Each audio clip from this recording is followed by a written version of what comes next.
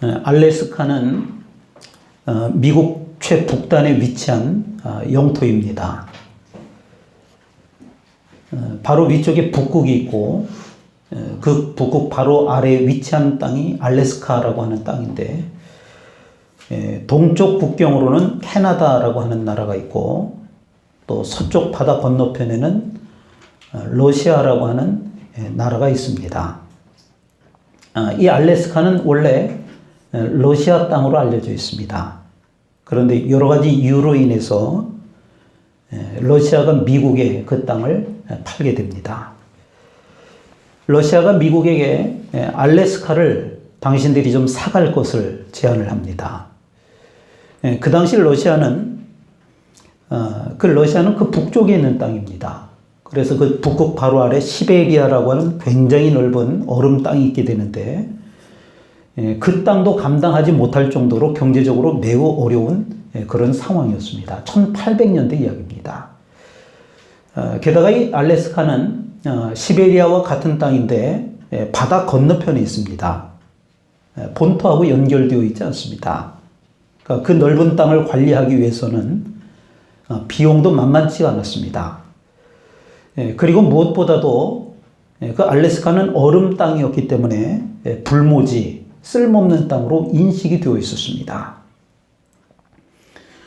당시 미국 내에서도 쓸모없는 땅을 산다고 비난이 많았습니다. 여론이 호의적이지 않았고, 특히 의회, 국회에서 반대가 매우 극심했습니다. 그러다가 1867년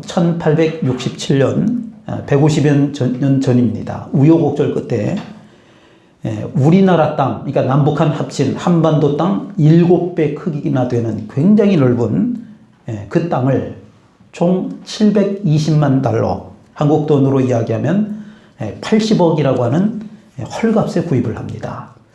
물론 150년 전에 80억이라고 하는 돈은 지금의 돈 가치하고는 물론 다릅니다. 굉장히 큽니다. 어쨌든 남북한 땅 7배나 되는 땅을 헐값에 샀다라고 하는 겁니다. 그런데 문제는 얼마 지나지 않아서 이 러시아가 후회를 합니다. 이 알래스카는 지금 현재 전략상 아주 중요한 위치에 있습니다. 그래서 미국 항공기들이 중간 착륙 지점으로, 지금은 뭐 로켓을 발사한다든지 또는 비행을 한다든지 할 때 그 거점이 굉장히 중요한데, 그 알래스카는 그 러시아를 상대로 해서 굉장히 중요한 전략적 요충지라고 하는 겁니다.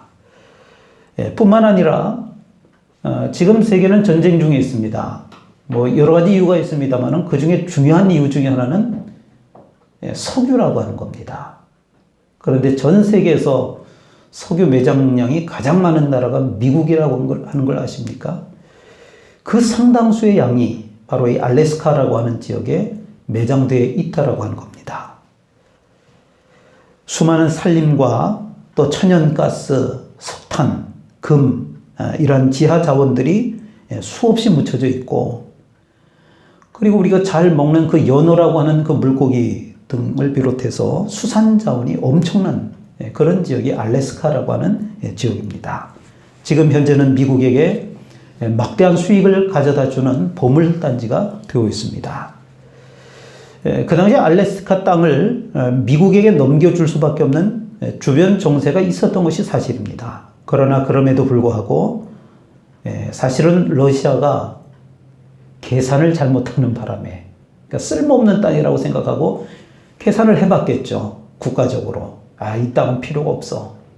저 미국이라고 하는 나라에게 넘겨줘야 되겠다. 떠넘겨야 되겠다. 그때만 해도 러시아와 미국은 사이가 굉장히 좋았을 때입니다. 넘겨준 겁니다. 그 계산을 잘못한 대표적인 예로 기록된 것이 바로 이런 역사적 사례가 알래스카를 미국에게 넘겨주었다라고 하는 겁니다. 우리 개인들도 때로는 계산을 잘못하는 바람에 어려움을 겪을 때가 있습니다. 가정도 그렇습니다. 교회도 그렇습니다. 국가적으로도 그렇습니다. 작은 일부터 큰 일에 이르기까지 우리가 어떤 것을 계산을 잘 못하게 되면 큰 낭패를 보고 손해를 보고 어려움을 겪을 때가 있다라고 하는 겁니다. 참 놀랍게도 예수님께서도 계산을 잘 해야 될 것을 우리에게 말씀해 주시기도 합니다. 그 예를 몇 군데 소개해 보는데요. 먼저 누가복음 14장 28절에 보게 되면 너희 중에 누가 망대를 세우고자 할진대 자기의 가진 것이 준공하기까지에 족할는지 먼저 앉아 그 비용을 계산하지 않겠느냐. 망대라고 하는 것을 세울 때, 그러니까 이걸 우리식으로 얘기하면 어떤 걸 우리가 건축하려고 할 때, 건축하기 전에 먼저 우리가 뭘 하죠? 비용을 계산하는 거예요. 수익이 날 것이냐? 이걸 했을 때 가성비가 어떨 것이냐? 이런 것들을 계산하지 않겠느냐 이거예요. 그런 걸 계산하고 해야 된다라고 하는 겁니다. 이어서 누가복음 14장 31절과 32절에도 또 국가적인 이야기도 예수님께서 하십니다.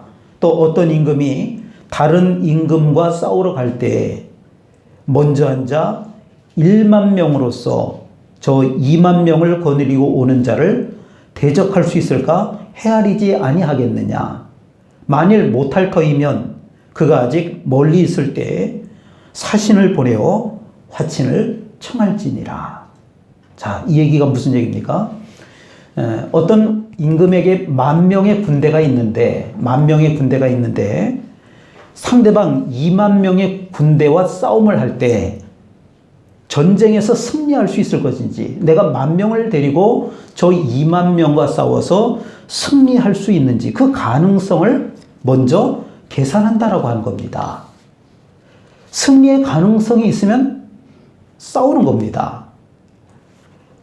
그러나 반대로 승리의 가능성이 없게 되면 예수님께서도 뭐라 그랬어요? 사신을 보내어 화친을 청해야 한다 그랬습니다. 이길 것 같으면 계산을 잘 해야 된다라고 하는 거예요. 요즘 미국과 이란의 전쟁이 벌어졌습니다. 많은 그 군사 평론가들이 매스컴을 통해서 하는 이야기가 미국이 계산을 잘못해서 수렁에 빠졌다 이런 표현을 쓰고 있습니다. 그러니까 계산은 잘해서 싸워야 될 때인지 아니면 화친을 해야 될 때인지 아니면 다른 방법을 써야 될 때인지를 우리가 잘 생각해 봐야 된다고 하는 겁니다. 전쟁에서 패배하여 어려움을 당할 수 있기 때문에 그렇습니다. 성경에서도 아무렇게나 살아가는 무대포식의 삶을 우리에게 가르치지 않습니다. 잘 계획하고 그에 따라서 열심히 노력하는 삶을 가르치고 있습니다. 되는 대로 살라. 그냥 일단 부딪혀 봐라. 이렇게 말하지 않습니다. 잘 계산해서 살아야 할 것을 우리에게 말씀합니다. 오늘은 계산에 관한 말씀을 좀 나누려고 합니다. 그런데요, 이 성경에서 말하는 계산 방법은 사실은 세상이 가르치는 계산 방법과는 다른 점이 있습니다. 성경의 계산 방법은 하늘나라의 계산 방법입니다. 세상적인 계산 방법은 눈에 보이는 것 가지고 하는 겁니다. 눈에 보이는 것 가지고 합니다. 그러나 하늘나라의 계산 방법은 눈에 보이지 않는 하나님의 능력을 가지고 하는 것인 줄로 깨달으시길 바랍니다. 세상적인 계산 방법은요, 자기가 가지고 있는 소유, 그리고 재능, 그리고 경험, 이런 것을 더하는 방법입니다. 이 세상적인 계산 방법입니다.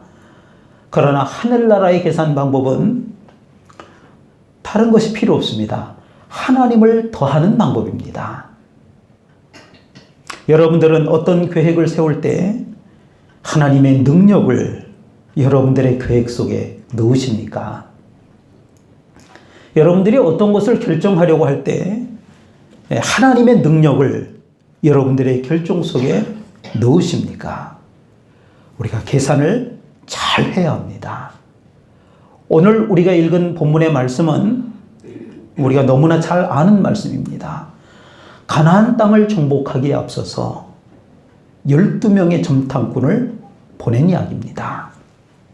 이스라엘은 애굽에서 탈출한 후에 시내산에서 하나님과 언약을 맺습니다. 출애굽기 6장 7절과 8절의 말씀입니다.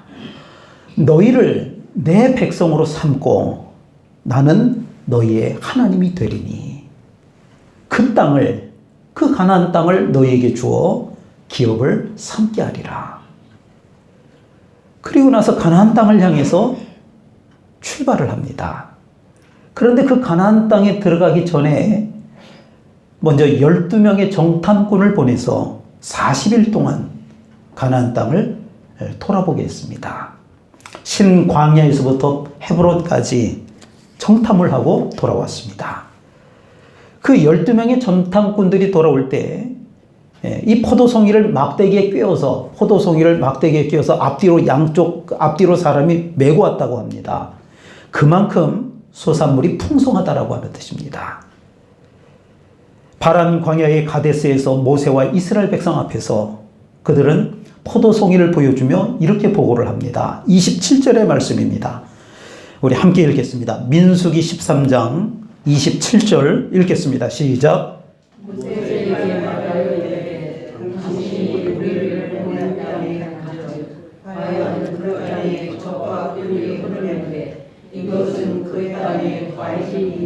아멘. 이것 보십시오. 가나안 땅에서 따온 포도송이입니다. 역시 가나안 땅은 우리 조상 아브라함 때 하나님께서 약속하신 젖과 꿀이 흐르는 땅이 맞습니다. 여기까지는 아무 문제가 없습니다. 그 12명의 정탐꾼들은 각 지파에서 착출된 사람들입니다. 그 12명 모두가 동일하게 가나안 땅에 대한 좋은 평가를 했다라고 하는 것입니다. 가나안 땅은 살기 좋은 땅이 맞습니다. 우리가 그동안 사막과 광야지대를 떠돌아다녔는데 그 가나안 땅은 정말 다른 땅하고는 다른 너무나도 좋은 땅입니다. 이런 고백을 한 것입니다. 문제는 그 다음입니다. 28절과 29절도 읽어보겠습니다. 민수기 13장 28절과 29절입니다. 읽겠습니다. 시작. 그러나 그 땅 거주민은 강하고 성읍은 견고하고 심히 클군하며 거기서 아낙 자손을 보았으며 아말렉에는 남방가량이 거주하고 에돔과 여부시와 아모리는 산지에 거주하고 가나안인은 헤르와 아담야에 거주하다. 아멘. 이 말씀에서 눈여겨보아야 될 한 단어가 있습니다. 맨 처음에 나오는 단어입니다. 그러나입니다. 이 접속사가 문제입니다. 그러나는 불신앙의 접속사입니다. 망하게 하는 접속사입니다. 그러나라고 하는 이 접속사 뒤에 반복하고 있는 말이 있는데 보았다라고 하는 단어입니다. 보았다. 제가 한번 찾아보겠습니다. 28절에 보니까 성읍은 견고하고 심히 클 뿐 아니라 거기서 아낙 자손을 보았으며 또 32절입니다. 두루 다니며 정탐한 땅은 그 거주민들을 삼키는 땅이요 거기서 본 모든 백성은 신장이 장대한 자들이며 거기서 본 백성들은 뭐라고요? 신장이 키가 크다 거인 같다 이거예요. 아니 세상에 그 좋은 땅에 힘없고 비리비리한 사람들이 살 리가 있겠어요? 힘센 것들이 들어와서 다 점령하고 살았겠죠. 그 사람들이 있다는 거예요. 33절에도 보니까 거기서 네피림 후손인 아낙 자손의 거인들을 보았나니 특별히 아낙 자손이라고 있는데 이 사람들이 기골이 장대했던 것 같습니다. 그 사람들을 보았나니 몇 번이나 세 번이나 보았다라고 하는 말이 나오는 겁니다. 10명의 정탐꾼들이 가나안 땅에 젖과 꿀이 흐른다라고 하는 것은 인정하지만 그러나 그 땅의 성은 너무 크고 견고하다는 겁니다. 가나안 땅이 살기 좋다라고 하는 것은 인정하지만 그러나 거기에는 거인의 후손인 아낙 자손들이 살고 있다라고 하는 겁니다.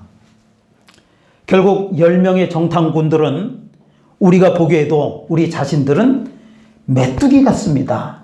한철 뛰는 메뚜기 같습니다. 아마도 그들이 우리를 볼 때에도 그 정도로밖에 보지 않을 것 같습니다. 스스로를 악평하는 겁니다. 그러면서 그들은 강해서 우리가 이기지 못합니다. 그 땅 좋은 건 맞는데 들어갔다 맞아 죽습니다. 우리는 전멸입니다. 끝장입니다. 그런데 여호수아와 갈렙은 그 10명의 정탐꾼들과는 달랐습니다. 백성들을 안심시키며 30절에서 이렇게 보고를 합니다. 우리가 곧 올라가서 그 땅을 취하자 능히 이기리라. 말씀이 너무 길어서 그 뒤편은 안 읽어봤습니다만은 우리 같이 좀 읽어봤으면 좋겠어요. 그 다음 장인 민수기 14장에 가보면 이 여호수아와 갈렙이 8절과 9절에서 계속해서 이야기를 합니다. 민수기 14장 8절과 9절 말씀 읽겠습니다. 시작. 여호와께서 우리를 기뻐하시며 우리를 그 땅으로 인도하여 들으시고 그 땅을 우리에게 주시리라. 이는 과연 젖과 꿀이 흐르는 땅이니라. 다만 여호와를 거역하지 말라. 또 그 땅을 두려워하지 말라. 그들은 우리의 영이라. 그들의 보호자는 그들에게서 떠났고 여호와는 우리와 함께 하시리라. 그들을 두려워하지 말라 하나. 아멘. 참 이상하지 않습니까? 12명은 똑같은 사명을 가지고 똑같은 기간에 똑같은 땅을 보았고 똑같은 사람들을 보았습니다. 똑같은 장소에 갔고 똑같은 과일을 결실을 보았습니다. 그런데 10명의 정탐꾼들만 신장이 거대한 그 거인들을 본 것이 아닙니다. 여호수아와 갈렙도 신장이 거대한 그 거인들을 보았다라고 하는 겁니다. 남쪽에는 아말렉 사람이 살았고 산지에는 헷사람, 여부스 사람, 아모스 사람들이 살았습니다. 해변과 요단에는 가나안 사람들이 살고 있었습니다. 그런데 이 사실을 그 10명의 정탐꾼만 보았다라고 하는 것이 아닙니다. 여호수아와 갈렙도 똑같이 보았습니다. 10명의 정탐꾼들만 가나안에 있는 그 성읍이 견고하고 힘이 크다라고 한 것을 본 것이 아닙니다. 여호수아와 갈렙도 그 가나안에 있는 성읍이 견고하고 힘이 크다라고 하는 걸 같이 보았습니다. 10명의 정탐꾼들만 그곳에 거인의 후손인 아낙조선이 있다라고 하는 것을 본 것이 아닙니다. 여호수아와 갈렙도 그곳에 거인의 후손인 아낙자손이 있다라고 하는 것을 보았습니다. 지금 무엇을 말하고 있습니까? 똑같이 본다 할지라도 어떤 눈으로 보느냐가 중요하다라고 하는 것입니다. 어렸을 때 또 어떤 한 친구가 있었는데요. 아주 어렸을 때 이 친구는 부모님께 자기는 용돈을 터서 쓰지 않는답니다. 다 주워서 씁니다. 돈을 잘 줍는 친구 하나 있어요. 꼭 10원짜리는 매일 줍고 그 동전은 어떨 때는 100원짜리 지폐도 줍습니다. 그 친구에게 제가 한번 물어봤어요. 야, 어떻게 하면 돈 잘 줄 수 있냐? 한 4학년, 5학년? 그때쯤이었던 것 같아요. 어떻게 하면 돈 잘 줄 수 있냐? 그랬더니 그 친구가 비법을 가르쳐 주는데요. 일단 땅을 유심히 보면서 걸으라는 거예요. 보통은 그냥 이렇게 저는 이렇게 다녔잖아요. 이렇게 두리번. 그런데 땅을 그냥 어디 학교를 갈 때 땅만 보고 가라는 거예요. 땅을 유심히. 그것도 그냥 보지 말고 그냥 아주 주도 면밀하게 잘 관찰하면서 가요. 그러다가 조금만 이상한 것 같으면은 그냥 지나치지 말고 얼른 가서 확인해 보라는 거예요. 그러면은 그게 돈일 확률이 있다는 거예요. 그게 항상 돈은 아니야. 그런데 그거 가끔 다 돈일 수가 있어. 그러는 거예요. 그 후로 제가 땅만 보고 걷기 시작했습니다. 한동안. 조금만 물체가 이상해도 확인하고 또 확인했습니다. 그러나 그 후에도 10원짜리 한 장 줍지 못했습니다. 어느 날은 땅만 보고 가다가 전봇대에 머리를 부딪히게 됐습니다. 돈 줍는 사람은 따로 있는가 봅니다. 똑같은 길을 걸어도 같은 동네 친구였기 때문에 늘 같은 길을 갔거든요. 그런데 그 돈이 눈에 보이는 사람이 있는가 하면 아무리 주의 깊게 살피려고 해도 10원 한 장이라도 주스려고 애를 쓰려고 해도 돈은커녕 전봇대만 만나는 사람도 있다라고 하는 겁니다. 보는 것이 중요하다는 겁니다. 어떤 눈으로 보느냐가 중요한데 돈이 잘 보이는 특별한 눈을 가지고 봐야 된다라고 하는 겁니다. 그거는 같은 사람 나중에도 알았어요. 돈을 잘 줍는 사람들이 있다는 거예요. 잘 줍는 사람이. 그 신만이도 그렇지 않습니까? 산삼을 캐는 사람 중에 맨날 다녀봐야 못 찾는데요. 그러나 특별한 눈을 가진 사람은 산삼을 찾는다고 합니다. 똑같은 사과 한 개를 보면서도 어떤 사람은 사과 한 개를 보면서 사과 한 개밖에 못 본다는 거예요. 그런데 어떤 사람은 사과 속에 있는 씨를 보면서 미래에 열릴 수백 개, 수천 개의 사과를 볼 수 있다라고 하는 겁니다. 사람의 눈으로 보면 별 볼 일 없게 보입니다. 그러나 영적인 눈으로 보면 하나님의 역사를 볼 수 있는 줄로 믿습니다. 사람의 눈으로만 보지 말고 특별한 믿음의 눈으로 바라볼 수 있기를 바랍니다. 현재만 바라보지 말고 영광스럽게 펼쳐질 미래를 바라볼 수 있기를 바랍니다. 여러분, 10명의 정탐꾼들이 잘못 본 겁니까? 정확히 봤습니다. 성벽의 크기를 정확히 보았습니다.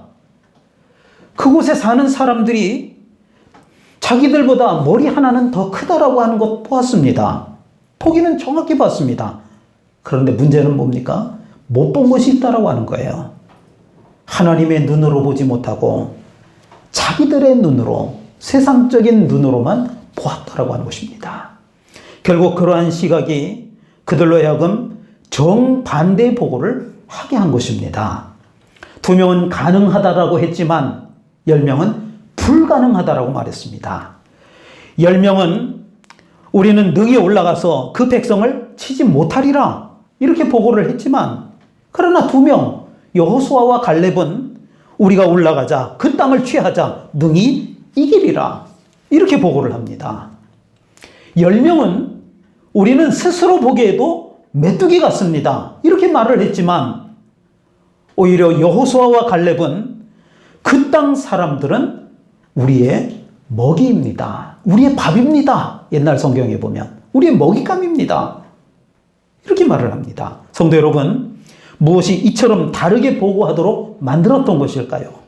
무엇 때문에 12명의 정탐꾼들이 서로 다른 보고를 하게 한 것일까요? 그게 바로 계산의 차이라고 하는 겁니다. 계산. 그래서 우리가 다른 건 몰라도 살면서 계산만 잘해도 수지 맞는다라고 하는 거예요. 계산만 잘해도 이익을 남길 수 있다라고 하는 겁니다. 10명의 정탐꾼들은 눈에 보이는 것만 생각했습니다. 그 땅을 사방으로 두르고 있는 견고한 성들을 생각했습니다. 그 안에 살고 있는 몸집이 큰 안악 자손들만 생각을 했습니다. 그리고 자신들을 돌이켜보니까 우리는 그냥 400여 년 동안 종살이를 하다가 이제 가까스로 탈출을 했는데, 이제 광야에 나와 있는데 우리는 변변한 무기 하나도 없고 훈련된 군사도 없고 우리는 참 초라하구나, 보잘것없구나, 별 볼 일 없구나, 이런 모습을 본 것입니다. 아무리 머리를 굴려보고 또 굴려봐도, 계산을 해보고 또 해봐도 이길 가능성이 전혀 없다라고 판단을 한 겁니다. 그래서 그 땅을 정복하는 것이 어렵겠다 이렇게 결론을 낸 것입니다. 어떻게 보면 그들의 계산은 매우 합리적입니다. 매우 논리적입니다. 그렇지 않습니까? 견고한 성이 있고 거기에는 그동안 오랜 세월 싸움을 해서 다 물리쳐내고 힘센 사람들이 가나안 땅 안에 떡하니 자리 잡고 있는데, 우리는 오합지졸 아니에요. 조금 전까지만 해도 노예 생활을 하다 온 사람들 아니에요. 나라라고 갖춰지지도 않았잖아요. 어떻게 그 땅에 들어가서 이기겠어요? 세상적으로 계산해 보면 안 되는 게 맞지. 누가 봐도 그들의 계산이 옳은 것처럼 보이는 겁니다. 그런데 그들의 계산에서 빠뜨린 것이 하나 있습니다. 하나님입니다. 하나님을 빠뜨린 겁니다. 하나님의 능력을 빼먹고 그들이 계산한 겁니다. 어떻게 출애굽했습니까? 종살이 하다가 하나님의 능력으로 하나님의 기적으로 그들이 애굽에서 탈출할 수 있었습니다. 경험한 지가 불과 2년이 되지 않습니다. 그런데도 그들은 그 기억을 까맣게 잊어버렸습니다. 하나님의 능력이라고 하는 것을 잊고 말았습니다. 그러나 여호수아와 갈렙 두 사람은 달랐습니다. 그들의 계산 속에 하나님을 포함시킨 것입니다. 지금까지도 우리를 애굽에서 탈출할 수 있도록 인도해 주신 그 하나님을 기억했습니다. 젖과 꿀이 흐르는 가나안 땅까지 인도해 주시겠다라고 하는 그 하나님의 약속을 굳게 부여잡았습니다. 그리고 그 약속을 분명히 이루실 줄 믿고 하나님의 신실하심과 하나님의 능력을 그들의 계산 가운데 넣은 것입니다. 예수님께서는 벳세다 광야에 모인 5천 명에게 먹여야 되겠다. 점심도 훌쩍 지났기 때문에 이 사람들을 좀 먹였으면 좋겠다. 이렇게 생각을 하셨습니다. 그래서 제자 빌립에게 말씀하셨습니다. 어디서 떡을 사서 이 사람들로 먹게 하겠느냐? 이 사람들을 내가 좀 먹였으면 좋겠는데 어떻게 했으면 좋겠느냐? 그러자 똑똑하다라고 알려진 제자 빌립이 대답을 합니다. 각 사람에게 5천 명이거든요. 조금씩 먹게 할지라도 200데나리온의 돈으로도 부족합니다. 200데나리온, 큰 돈이라는 뜻이에요. 5천 명을 빵 하나 우유 하나 줄 걸 생각해 보세요. 큰 돈이거든요. 이 돈이 갑자기 어디에서 나옵니까? 빌립은 계산을 잘 하는 사람처럼 보이지만 맞죠? 계산이 맞죠? 5천 명. 지금 아무것도 없는 빈털터리 상태에서 어떻게 먹이겠어요? 그러나 사실은 계산을 잘 못하는 사람입니다. 왜냐? 자신의 계산에 예수님의 능력을 넣지 않은 겁니다. 예수님께서 물어보셨을 때는 야, 나는 안 되겠으니 네가 알아서 해라 그랬겠습니까? 그 빌립을 통해서 하나님께서 역사하시려고 한 거죠. 그런데 제자 안드레는 달랐습니다. 요한복음 6장 9절 말씀입니다. 여기 한 아이가 있어 보리떡 5개와 물고기 2마리를 가지고 있나이다. 그러나 이것이 이 많은 사람들에게 얼마나 되겠사옵나이까. 보리떡 5개와 물고기 2마리로는 5천 명을 먹일 수 없지만, 안드레가 하는 이야기예요. 없지만 안드레는 그 적은 것에 예수님의 능력을 넣은 것입니다. 이거 가지고 어떻게 먹이겠어요? 그러나 주님의 능력이 함께 하시면 될 줄로 믿습니다. 그 결과 오병이어의 기적이 일어난 겁니다. 그리스도인은 두 종류로 구분할 수 있습니다. 언뜻 보면 예수님을 똑같이 믿는 것처럼 보입니다. 그러나 자세히 들여다보면 안드레처럼 예수님을 계산에 넣는 그리스도인이 있는가 하면 빌립처럼 예수님을 계산에 넣지 않는 그리스도인들이 있다라고 하는 겁니다. 교회도 두 종류로 구분할 수 있습니다. 똑같이 보이지만 하나님을 계산에 넣는 교회가 있고 하나님을 계산에 넣지 않는 교회도 있다라고 하는 겁니다. 건물은 분명 교회인데 실제로는 교회 안에 하나님이 없고 세상의 논리만 지배하는 교회들입니다. 예배 시간에 입을 열어 찬양하고 뜨겁게 부르짖어 기도합니다. 그러나 예배가 끝나고 나면 하나님은 온데간데 없고 세상의 원칙만으로 주장하는 그런 교회입니다. 말씀은 듣지만 예배당 문을 열고 나가면 말씀을 의지하기보다는 세상적인 경험과 지식만을 앞세우고 삽니다. 하나님을 더하지 않기 때문에 그렇습니다. 성도 여러분, 어떤 일을 할 때나 어떤 어려운 일을 만날 때 하나님의 능력을 기억하고 하나님의 도우심을 구하시기 바랍니다. 우리 속에 역사하시는 하나님의 능력을 계산 속에 넣으시기를 바랍니다. 하나님은 반드시 도와주십니다. 하나님이 우리와 함께 하십니다. 오늘은 사순절 4번째 주일입니다. 여호수아와 갈렙처럼 하나님을 계산에 넣고 하나님을 철저하게 의지한다면 하나님께서는 우리 앞을 가로막고 있는 그 문제를 우리의 밥으로, 우리의 먹잇감으로 만들어 주실 줄로 믿습니다. 10명의 정탐꾼들처럼 눈에 보이는 것만을 계산하는 어리석은 사람이 되지 마시길 바랍니다.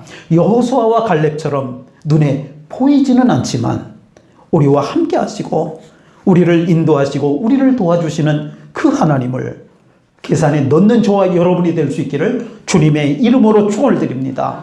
기도하겠습니다. 하나님 아버지, 가나안 땅을 바라보며 두려움에 빠졌던 정탐꾼들처럼 우리도 때로는 현실의 문제와 어려움을 크게 보고 하나님의 약속을 작게 보는 믿음 없는 삶을 주님 앞에 먼저 고백합니다. 주님, 우리의 마음을 붙들어 주셔서 두려움의 말을 하는 사람이 아니라 여호수아와 갈렙처럼 하나님을 신뢰하며 믿음의 말을 하는 사람들이 되게 하여 주옵소서. 우리 앞에 있는 문제보다 우리와 함께 하시는 하나님이 더 크다라고 하는 것을 믿게 하시고 약속의 땅을 향해 담대하게 나가는 믿음을 주옵소서. 감사드리며 예수님의 이름으로 기도하옵나이다. 아멘.